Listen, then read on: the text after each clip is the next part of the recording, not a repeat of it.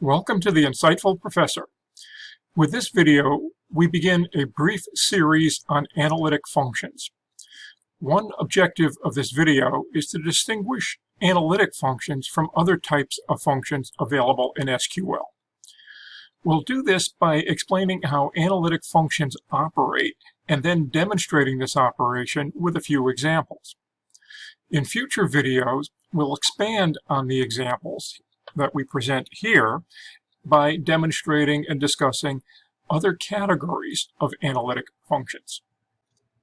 When working with a relational database, it is essential to understand the capabilities of SQL. This is the de facto language of commercial relational database systems. As discussed in previous videos, SQL is a multi-purpose language. It serves as the data definition language, or DDL, the data control language, or DCL, and the data manipulation language, or DML. In this last role, the language is used to construct queries that allow us to retrieve data from the database. So rather than view data retrieval as a separate category, we prefer to consider data retrieval as a form of data manipulation. SQL is also used to perform data manipulation operations such as adding new rows to a database table, updating values in existing rows, and removing or deleting rows from a table. In this current video, we will give attention to data retrieval and the use of analytic functions to assist in the analysis of the data stored within the database. SQL includes different types of functions, as we note here: scalar, aggregate, analytic, and some vendors include other specialized functions that may be unique to their product. All of these categories of functions apply to Oracle database, which is the system that we'll be using as we examine analytic functions. So each type of function has specific application to data, so it is available for use in various appropriate SQL statements. Scalar, aggregate, and analytic functions are defined within the ANSI SQL standard. Scalar and aggregate functions are common to most SQL implementations. However, analytic functions have been adopted to varying degrees. Thus, some analytic functions may not be supported by a DBMS vendor or in a particular release of their product. 2 points that largely distinguish the categories of functions are the nature of the function argument and the level of detail. The function argument might be a single value or a group of values. The level of detail or operation might be a single row or a group of rows. In either case, a single value is generally produced by executing the function. Before discussing analytic functions, we want to be clear with respect to the other types of functions we mentioned, the scalar functions and the aggregate functions. Scalar functions are designed to return a single result row for every row of a table that is queried. This behavior gives rise to scalar functions being referred to by different names. A single row function or individual functions are common names that have been used to describe these functions. Historically, Oracle referred to scalar functions as individual functions. More recently, the term single row function has been used. The term scalar function has been used much in the database literature, so we'll continue to use it in our discussion here. These functions can be used within the select list of a query, within where clauses, within the start with and connect by clauses if you're doing hierarchical queries, and within the having clauses. Scalar functions also have the ability to be nested. That is, the output of one scalar function can provide input to a second scalar function before producing the final result that is returned to the user.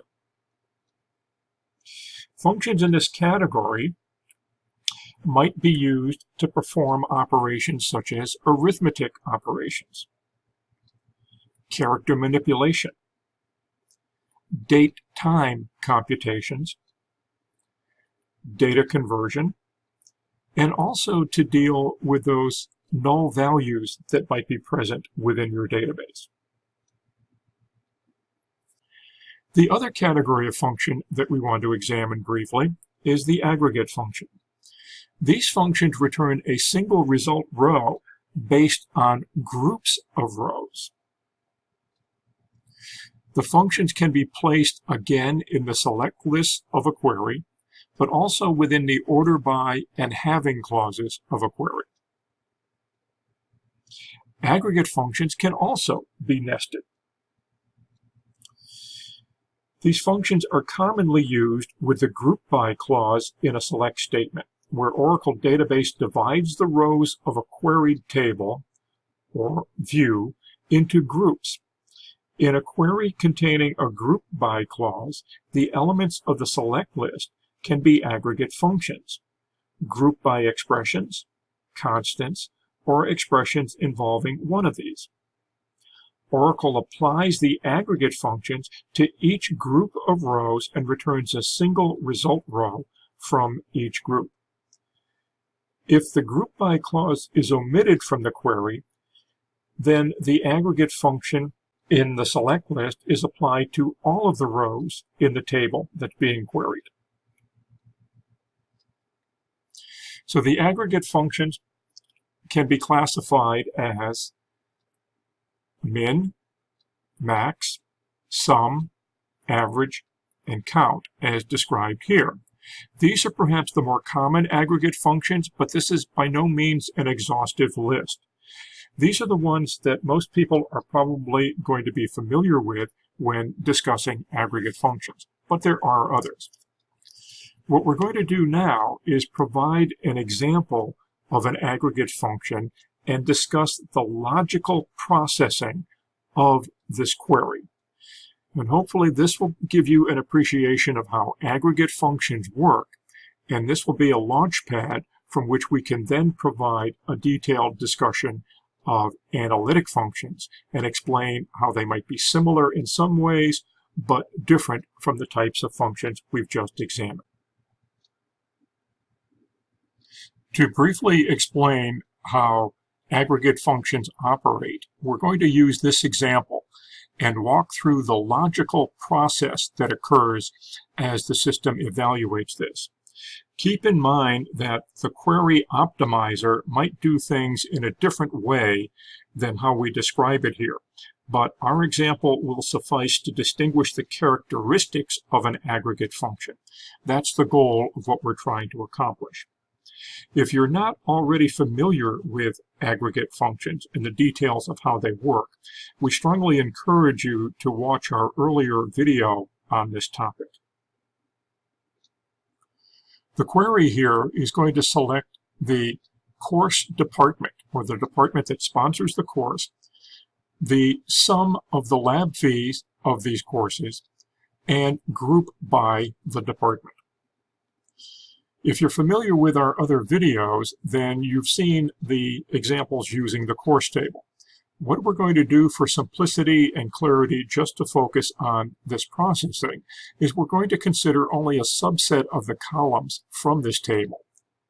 We're not going to use the entire rows to illustrate the behavior. Here's what the table looks like, minus those extra columns that we're going to ignore. So each row has course number as a primary key, course name, lab fee, and C department, which turns out to be a foreign key. It identifies the sponsoring department. Currently, we have 14 rows in the table. If we were to select those 14 rows and select these 4 columns, this is the data that would be returned. So the table consists of 14 rows, and observe that there are 6 rows where the C department value is CIS. There are 4 rows where the department value is philosophy, and an additional 4 rows where the department is theology. When grouping is performed, we will have 3 groups. Remember, in the example, we will be grouping by C department. So we'll have one group for each of the distinct department values.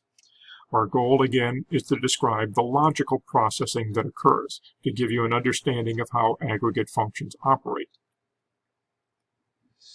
So the first step involved in preparation to apply the aggregate function is to form the groups of rows as indicated by the group by clause. Remember, the clause in our example said group by C department. So observe that three groups will be formed based upon the values that we see here: the CIS department, the theology department, the philosophy department. Once the groups have been performed, we're ready to apply the aggregate function to each of the groups. In our example, this is going to involve calculating the sum of the lab fee values for each of the groups. So for the 6 rows where the department is CIS, tally up the C lab fee values and you end up with 750. For the 4 rows for philosophy, we end up with 350. And finally, for the 4 rows for theology, we end up with 440. The final output produced will be presented as shown here. So the result of applying the aggregate function to each group reveals nothing about the individual members or individual rows within each group. That's the nature of an aggregate function. Only the summary information is disclosed by the query result. However, by applying analytic functions, which is what we're going to discuss shortly, we are able to produce the summary information plus disclose information about the individual members of the group. That's why the analytic functions are going to be interesting for us to examine. They kind of build upon what we see with aggregate functions. Analytic functions compute an aggregate value based on a group of rows. These functions differ from traditional aggregate functions in that they return multiple rows for each group. The group of rows is referred to as a window. A window is defined by a special analytic clause. Window sizes can be based on either a physical number of rows or a logical interval, such as time.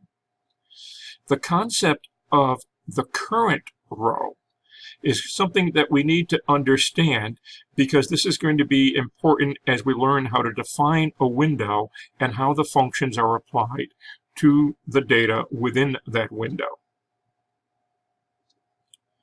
Analytic functions are commonly used to compute cumulative, moving, centered, and reporting aggregates. These functions will most often be used in data warehousing rather than an OLTP environment. Oracle database has been designed such that it supports enhanced SQL analytical processing capabilities through the use of SQL analytic functions. These functions have been integrated into the kernel of the database, so they execute with efficiency. But analytic functions can be used to enable calculations such as rankings and percentiles, moving window calculations, lag and lead analysis for dealing with inter-row references. This improves upon the ability to do this kind of manually through a self or reflexive join. First and last analysis allows finding the first and the last value within this ordered group, and then using that to present information to the user or to dictate further actions. In the next slide, we provide a summary of the function categories and the common use of each category. You can take a moment, pause the video, and review the information here. As we go through examples in this video and in future videos, we will examine functions from the various categories as indicated here. So this basically is summarizing the analytic functions available within Oracle database. Now, the ANSI SQL standard defines analytic functions. However, not every standard compliant vendor supports the same set of analytic functions. Depending on the DBMS vendor and the version of the DBMS, you could see a different set of functions made available to users.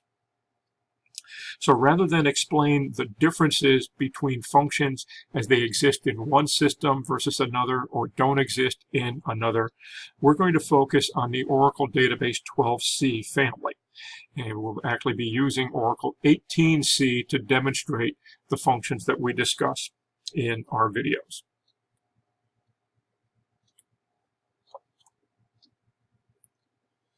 The syntax for analytic functions, if presented all at once, could be a bit overwhelming.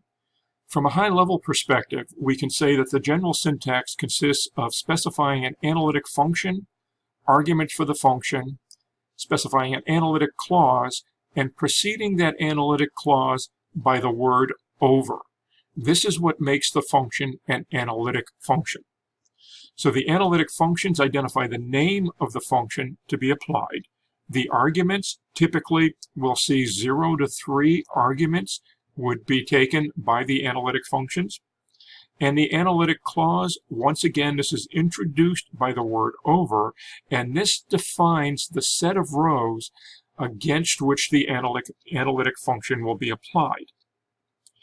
Now notice that analytic functions cannot be nested by specifying an analytic function in any part of the analytic clause. However, through the use of the concept of what we might call a table expression or a subquery, it is possible to apply one analytic function and then pass that result to another query. And we'll discuss that as we go along. Some of the analytic functions won't be concerned with that issue, but others will be. For example, when we talk about ranking, we can apply the rank function to effectively assign some kind of a rank order to rows in the result set, and then we can kind of filter those out, producing what we might call a top N query, where we might want the top 5 performers. So we rank them and then take the top 5 rankings. We would do that in 2 steps using the idea of a table expression or a subquery.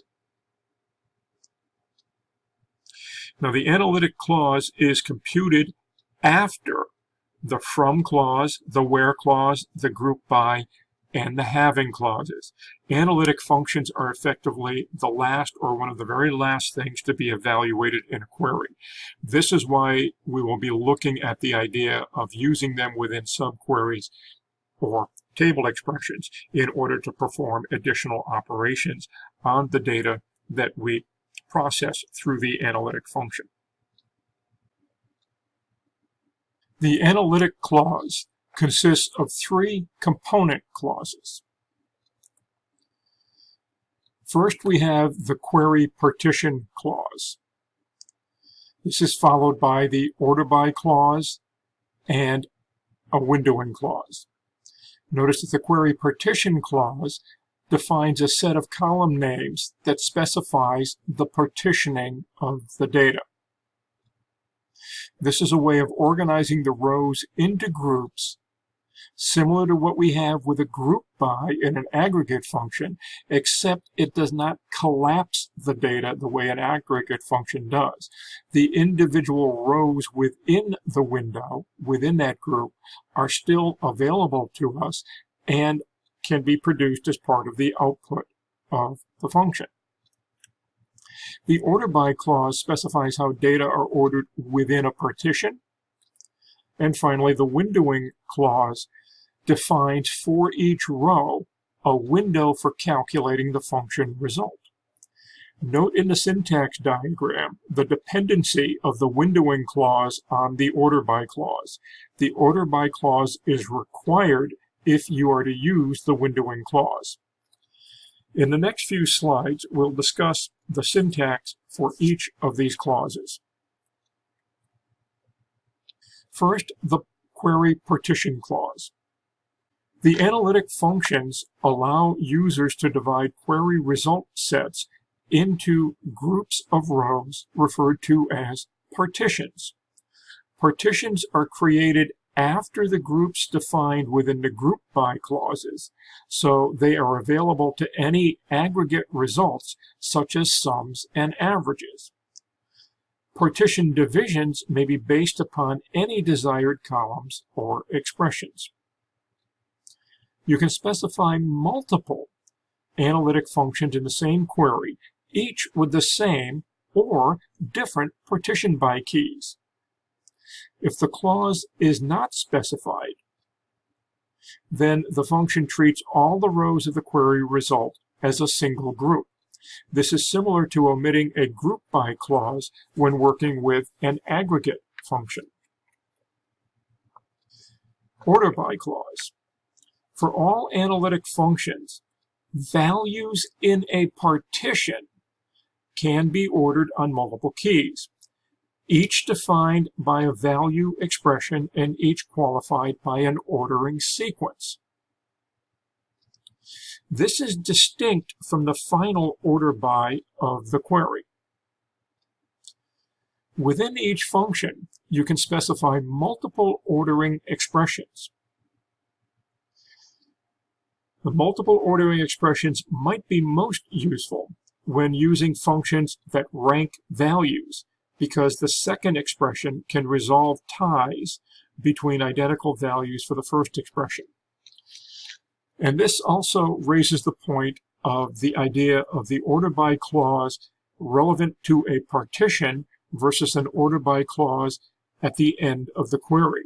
When you do ranking, if you're talking about, say, the highest paid employees, then you're doing a descending to get the highest number first and the lowest number last.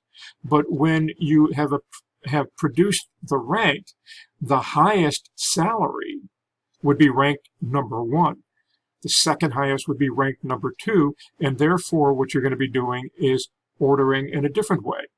So you would order one way within the partition to achieve the ranking, and then perhaps order the result of having processed through the analytic functions in a different way, using a different ordering within the query's final order by clause.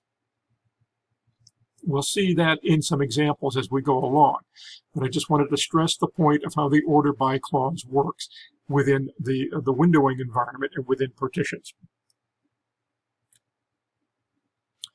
And finally, the windowing clause. A windowing clause defines for each row a window for calculating the function result. As noted previously, this clause is dependent upon the order by clause. You need the order by clause in order to use the windowing clause. The clause is not supported by all of the analytic functions. Now, the way it works is the analytic function is applied to all rows in the window defined by the windowing clause. The window moves through the query result set or partition from top to bottom. The default is range between unbounded preceding and current row. Here's again where that concept of current row materializes itself as something important in dealing with windows. Everything is calculated relative to the row that we're currently examining and those rows that precede it or those rows that follow it. That's what the windowing clause is specifying. This is where we can start to achieve things like the moving totals or running averages. So window sizes can be based on either a physical number of rows or a logical interval, such as time. The word rows specifies physical units or rows. The word range specifies a logical offset. Between and specifies the start and end point for the window. Unbounded preceding, the window starts at the first row of the partition. Unbounded following, the window ends at the last row of the partition. And current row, the window begins at the current row or value. And this is why it's sometimes called a sliding window, because the status of current row changes as we work through the rows. Here's a diagram that might cement the idea in your mind a little bit better. A window is a user-specified selection of rows within a query, and it effectively determines the set of rows that will be used to perform the calculations, again, with respect to the current row currently being examined or evaluated. And again, the progression is from top to bottom, kind of from the start of the window to the end of the window, shown here top to bottom makes some sense. The window size, again, can be specified in terms of individual rows, plus or minus some number of rows with respect to the current row. Alternatively, the window size can be specified such that a window extends to all rows on either side of the current row, and that's the notion of unbounded. If this doesn't all make sense, don't be alarmed, because we're going to look at some examples in this video that focus on windows and windowing. There are three aspects of windows that affect the specific rows of data visible in a window at any point in time: partitioning, ordering, and framing. In a window partition, each row of the partition has equal values on the specified set of partitioning columns. With respect to this characteristic, a window is similar to a group of rows defined by a group by clause. The partition retains the individual rows instead of collapsing them in a single summary view. This is the behavior that makes the analytic functions differ significantly from the way aggregate functions are evaluated against a group of rows. Window ordering refers to the ordering of rows within each partition. Syntax is available to specify how the partition is to deal with null values in the partitioning columns. We saw that but didn't emphasize that point when we looked at the syntax diagrams. Window framing defines the size of the window within a partition. This size can be expressed in either physical or logical terms. If the windowing clause is omitted entirely, the default is range between unbounded, preceding, and current row. Now, I've thrown a lot at you with respect to the syntax, so let's get prepared now to see how these functions are actually evaluated, and then we'll look at a few examples to wrap up the presentation. Query processing using analytic functions occurs in three stages. First, all of the joins, the where clause, the group by, the having clauses, they're all performed. This makes the data available for the analytic function. So the second step is the result set is then made available and all the calculations take place. The third part of the processing says if the query includes an order by clause at the end, right? This is distinct from the order by for the partition within the windows.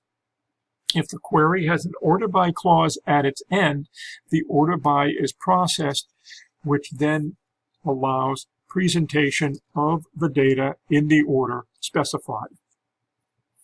Let's look at an example.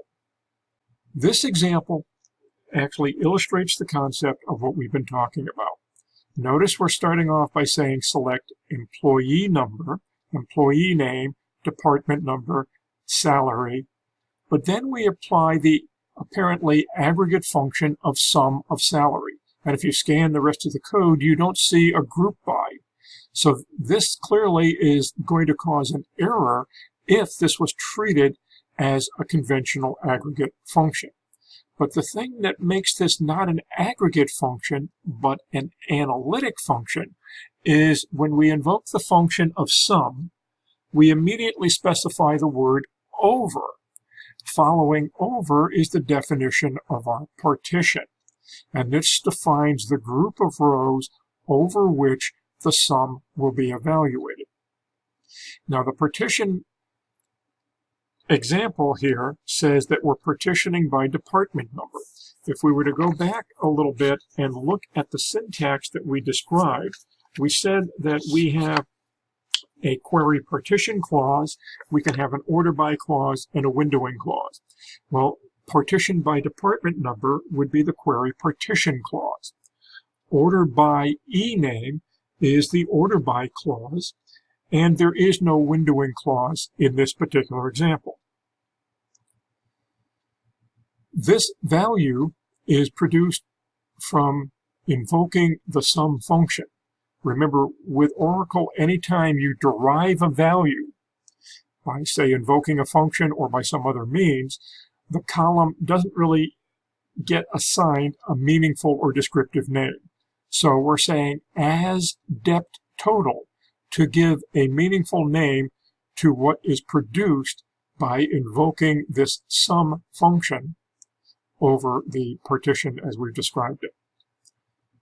Finally, we specify that the result that's produced will be sorted according to department number and then employee name within the department. I'm going to go into my database and we'll demonstrate this and discuss it in a bit more detail. This is the query that we've been discussing. What we're going to do is, before we run it, we're going to kind of dissect it and make sense of what's going on here. Notice in terms of simple or raw data, it's retrieving the employee number, the employee name, the department number, the salary, and then it's going to do something with the salary. So let's simply get this raw data to begin with and see what's in this table. When we run the query, you can see that we get information about a bunch of employees in various departments. Notice you've got some employees in Department 10, and they're scattered throughout the data result set. Some employees in Department 20, and they're scattered about, and so forth. So the first thing we want to do is let's go back to this query, and notice that when we do the partitioning, we're saying partition by department number, order by ename.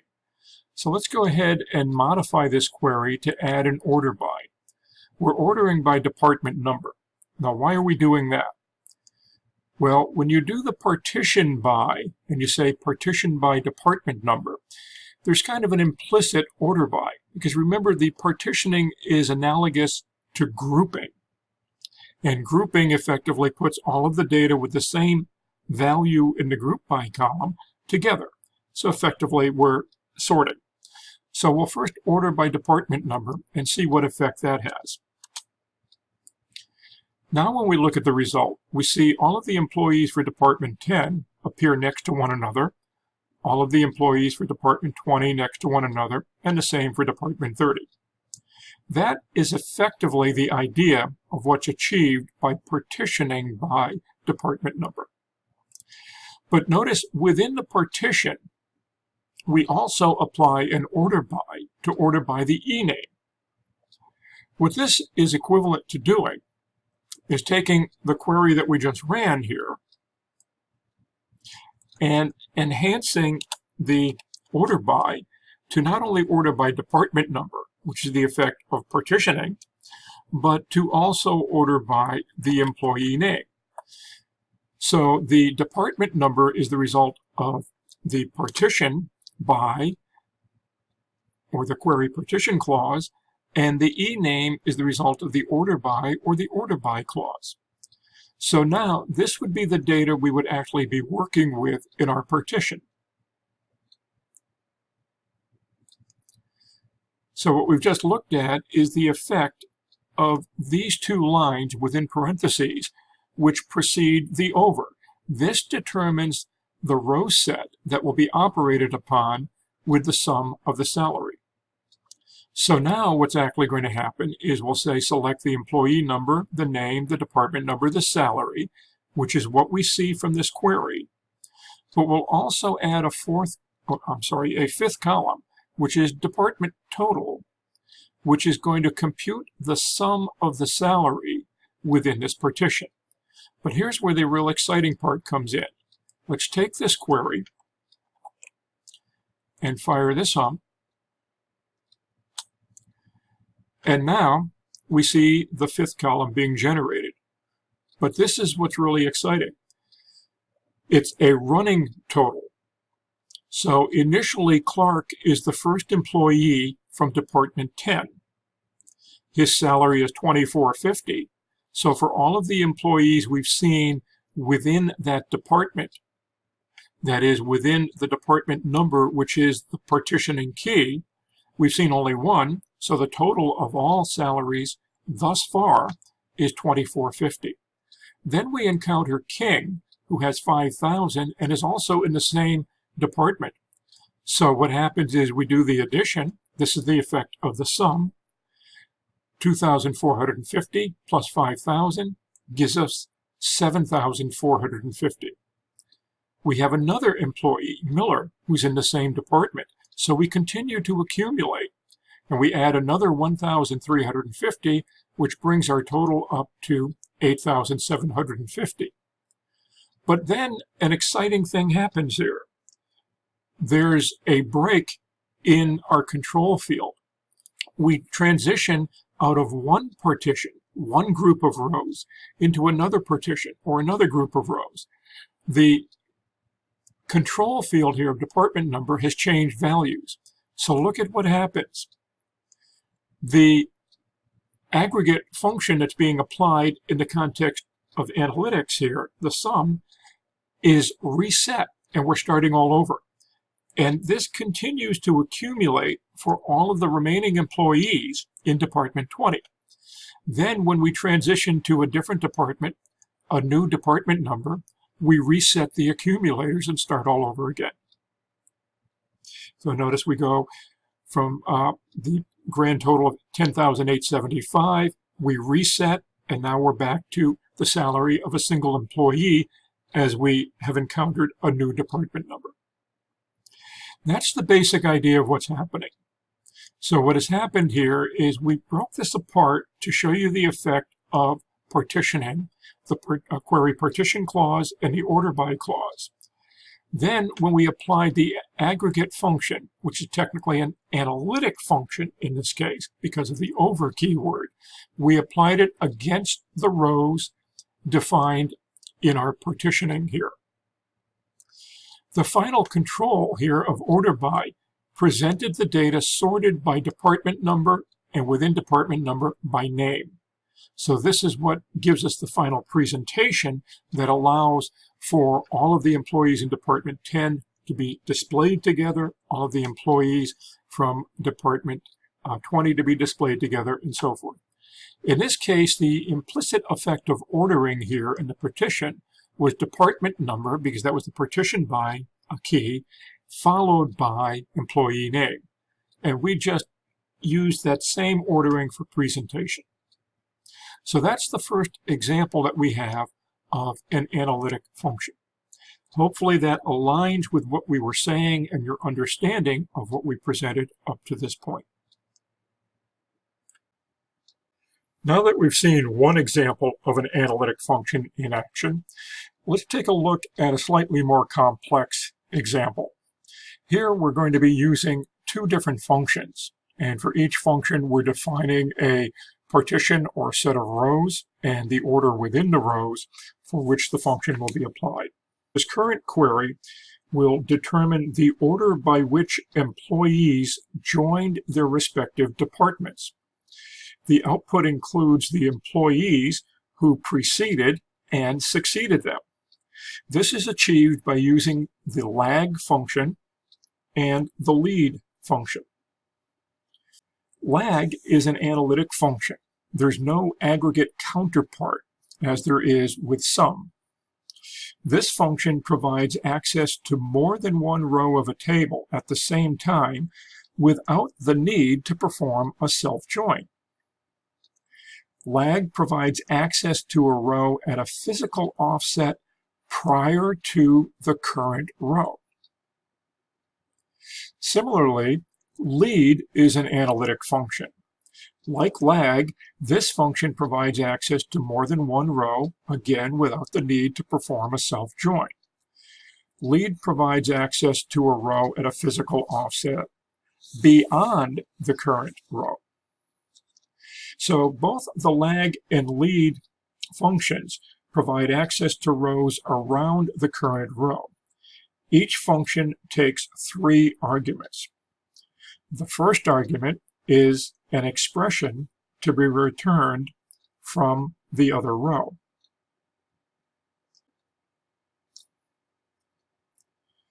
The second argument is a positive integer indicating the offset from the current row to identify what that predecessor or successor would be.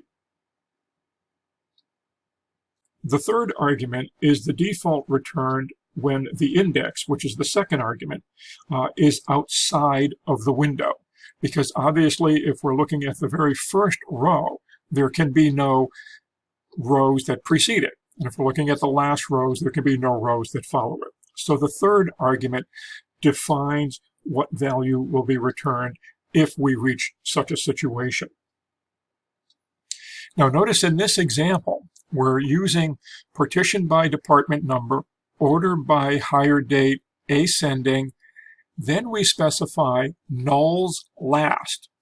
The nulls last or nulls first options are unique to Oracle. These are Oracle extensions.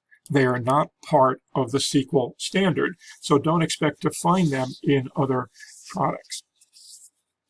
Now let's go to the database and see how this works.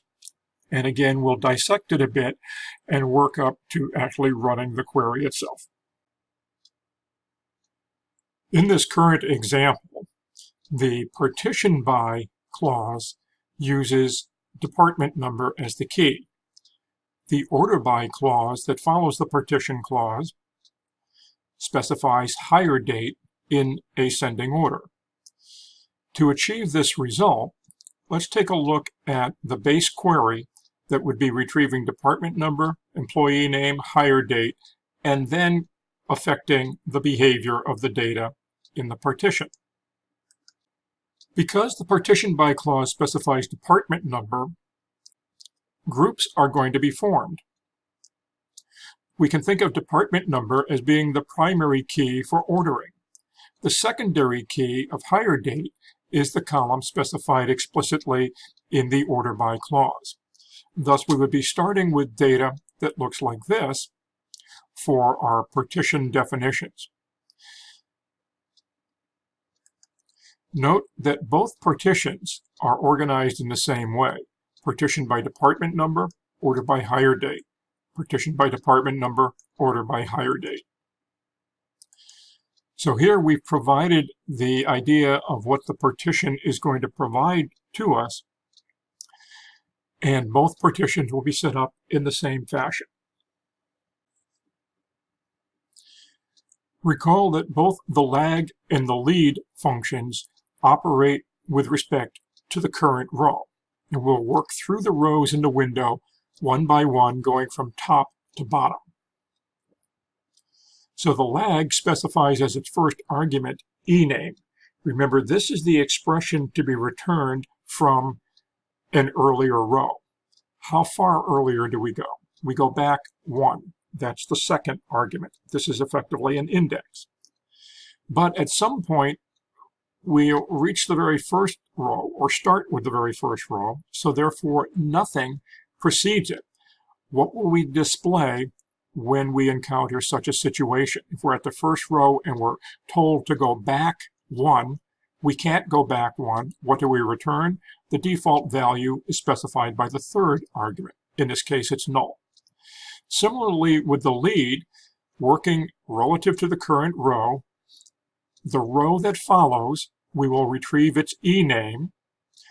We will go exactly 1 row beyond the current row, and we will apply null when we reach the very end, and there is no additional row that follows. Remember, what these functions are going to return would be enames, but we're going to refer to them as the previous employee and as the next employee.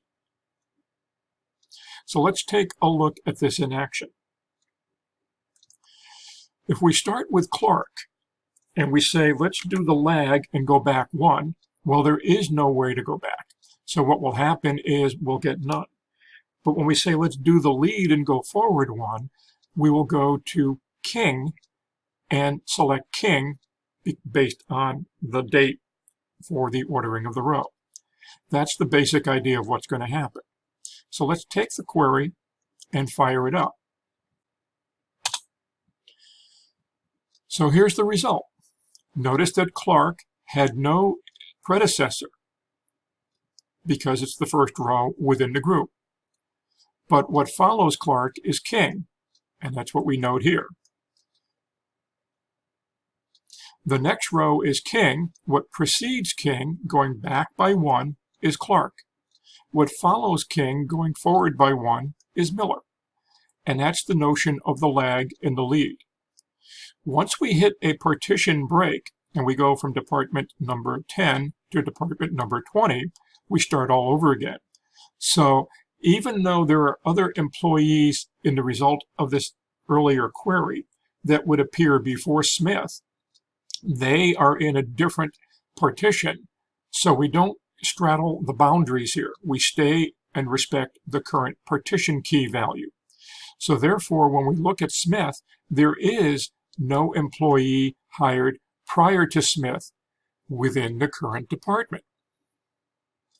And we continue on, and likewise, when we look at transition from 20 to 30, and we look at Adams and Allen, same thing happens again.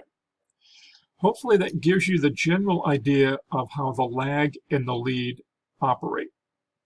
Again, these are not standard functions. You'll see these supported in Oracle. You may or may not see them supported in other systems.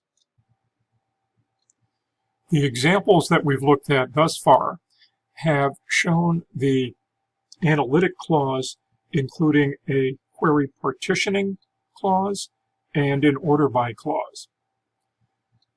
With the next couple of examples, we're going to look at the windowing clause. In this example, we will determine the first and last employee to be hired within 50 days of the hire date of the current employee. Note that this query does not include a partition clause. Remember that when an aggregate function does not include a group by clause, the entire row set is treated as a single group. This is analogous to the behavior of an analytic function when there is no query partition clause. All rows of the query will be treated as a single group. The analytic clause does include an order by clause specifying hire date as the key. This means that when obtaining the data against which the analytic function will be applied, the effective order by is simply order by hire date. Recall that the prerequisite to using a windowing clause is the presence of an order by clause. Thus, the current query has satisfied that prerequisite. Let's go to the database and look at this query in a bit more detail. The query will return the employee name, the hire date, and then we apply the first value function extracting the employee name, but this is an analytic function where we apply it over the analytic clause that specifies all of the rows will be ordered by hire date in ascending sequence, and the range will be between 50 days preceding and 50 days following the hire date of the current employee. And we will refer to this as the first employee. Similarly, we will be using the last value function, and what we'll be doing here is extracting the employee name from the row on the far side. So where we're ordering by hire date ascending, the range between 50 preceding and 50 following. So we're going to have a range of 50 days plus or minus the hire date of the current employee, and what we'll be doing is identifying from that window the first name in the list and the last name in the list, and we'll be pairing this with the name of the current employee. Effectively, we're doing what would be equivalent to self-joins, but we don't have to go through that process. This is going to be implemented more efficiently. So let's start off by looking carefully at the data that we'll be working with, selecting the name and the hire date, and we'll be ordering by hire date. So now what we're going to be doing is looking in this particular, say, partition, which constitutes the entire result set because there is no query partitioning clause, and we'll say, let's start with Smith because Smith has the earliest hire date. Looking back as many as 50 days from the date Smith was hired, who do we see? Well, there's no one, because Smith has the first or lowest hire date. Looking forward 50 days from the day Smith is hired, well, we've got to do a little bit of calendar arithmetic here. So that would bring us up to the middle of January, the middle of February, and not quite reaching Allen. So when we're looking at Smith, we should see no one in the partition besides Smith. Within the range of Smith minus 50 days, or 50 days preceding, and plus 50 days following, Smith is the only row within that window. But as we move forward and examine Allen, now the current center point is February 20th, the year 81, and go back 50 days from that, and 50 days forward. So it's a sliding or moving window. So now, relative to Allen, no one was hired 50 days prior, so Allen would be the first one within that range. But after Allen, we had Ward and Jones, and they will fall within the 50-day period. So who's the last one in that 50-day forward range? We'll see that it's Jones. Let's run the query then and show you how this actually works. So notice with Smith, within the 50 days plus or minus Smith's hire date, there's no one else that appears, so Smith is the first employee within that range. Smith is the last employee within the range. But when we get to Allen, again, no one was hired 50 days prior to Allen, so Allen is the first within that range, but we see Jones as being the second name, the last name. And remember, if we go back and look at what we had with Allen, what we're doing is seeing that Jones, if we add 50 days to Allen's hire date, Jones is within that 50-day period.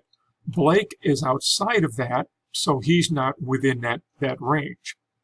And again, it continues in that manner. So you might want to take a look at the output of this first query to get an idea of the data we're working with, which is what's defined by the Analytic clause, and then examine the first value and the last value. But again, what we've effectively done is put together, in some cases, 3 different names, so data coming from 3 distinct rows, concatenated together into a single result row. The idea of doing a couple of joins, but we did not have to do the self-joins. So that's one of the benefits of this type of a range windowing operation.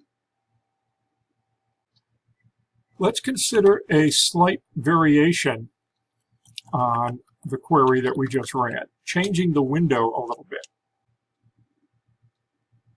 We will change the hire date to plus or minus 20 days of the hire date of the current employee. But prior to making that change, let's examine our data once again. Now let's run the query with the modification of between 20 preceding and 20 following. A couple of instances of the output that we want to pay close attention to would be Alan and Ward, who were hired relatively close to one another. So what we see is there's really a difference of just a couple days. And what we see is for Alan, prior to the 20 days of Alan's hire date, no one was hired. So Alan is at the beginning of the list or beginning of the range, but Ward is at the end. Notice Ward is not exactly 20 days after, but within the 20-day following range. And likewise, Turner and Martin are a couple of examples that we want to take a closer look at, because we see that they were hired relatively close to one another, and effectively what we see is they were hired within that 20-day prior or 20-day following range. Our final example in this video will demonstrate rows windowing. This particular example will serve to determine who was recruited 2 employees before and 3 employees after the current employee. To accomplish this, we use an analytic clause that orders by the hire date ascending, and we look for 2 rows preceding. We then create another partition or window ordering by saying order by hire date descending, and we go back 3. And this is how we're achieving the forward and backwardness in terms of looking at preceding and following.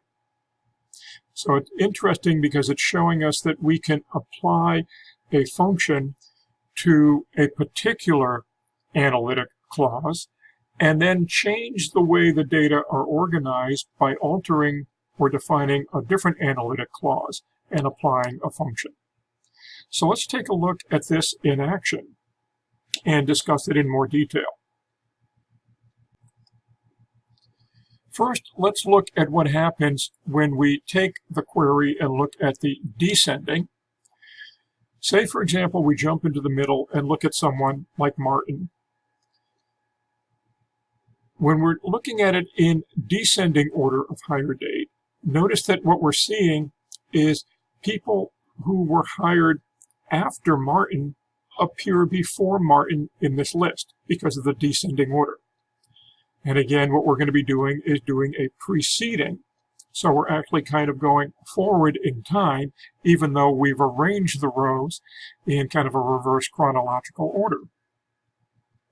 If we take the query and make it ascending, then if we were to pick Martin, now if we go preceding, we're going to someone who was hired at an earlier point in time with respect to Martin's hire date. So this is how the 2 partitions will be defined with their ordering. But again, think of the idea that we have this moving window because as we look at Martin, we're going a couple back in one partition or a couple back in the other. And if we look at King, that changes relative to the current row. And again, that's the notion of the behavior with respect to the current row. Let's take the query that is of actual interest to us here, and let's fire this up. So now, as we look at this, what we're doing is we're using rows for the preceding, and as we're using rows, we're specifying the window in physical units or some number of rows. Previously, our example had focused on range, which specifies the window as a logical offset with respect to the current row. So take a closer look at what we have here. As we look at Smith, who's the first one in line here, what we see is going back 2, we still end up with Smith. What's actually happening is when a window is near a border, the function returns results for only the available rows. It's not going to return null like we saw as a possibility with the lag or the lead, but it's going to return something within the window. So in this case, it returns the current row because there are no rows which precede it based upon higher date. However, when we reverse the order by doing a descending, things change a little bit.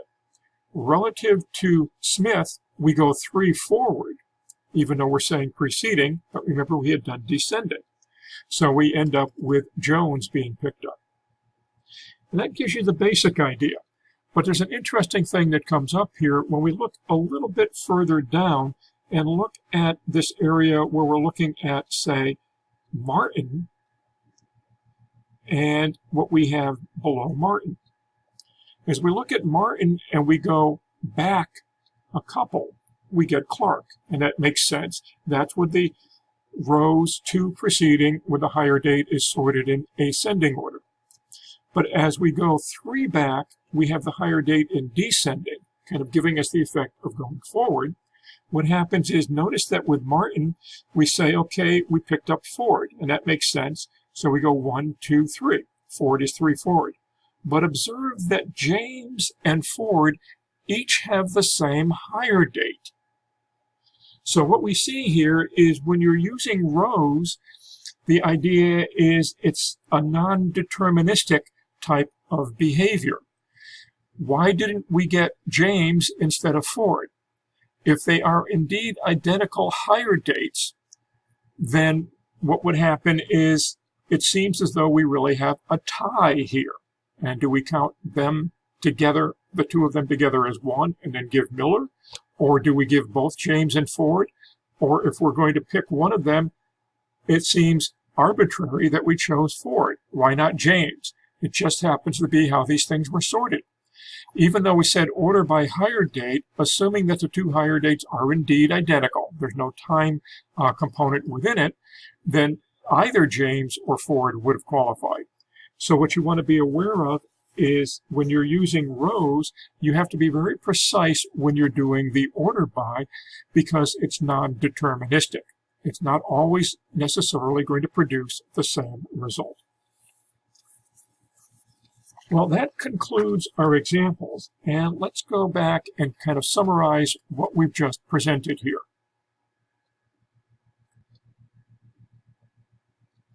In this video, we introduced concepts of windowing, partitions, and ordering. We described 3 clauses for analytic functions: the partition clause, the order by clause, and the windowing clause, and we've demonstrated each of these to some degree. We furthermore demonstrated simple windowing features, showing the idea of a cumulative aggregate in the form of a running total. We demonstrated lag and lead analysis to work with other rows besides the current row within the result set. We briefly discussed differences between range and rows windowing. So in general, in this video, we introduced a different kind of function, the notion of analytic functions. Most users of SQL are familiar with scalar functions and aggregate functions, but we hope to extend your knowledge here by showing you a bit about analytic functions. We indicated that the different categories of functions behave differently with respect to their arguments and the level of detail. We'll follow this up with another video on analytic functions in the near future. So if you found this video useful or informative, give us a thumbs up and consider subscribing to the channel. There's no cost, and you'll be informed when new videos are posted. Simply click on that little owl icon, and you can initiate the subscribe process. And once again, thanks for watching.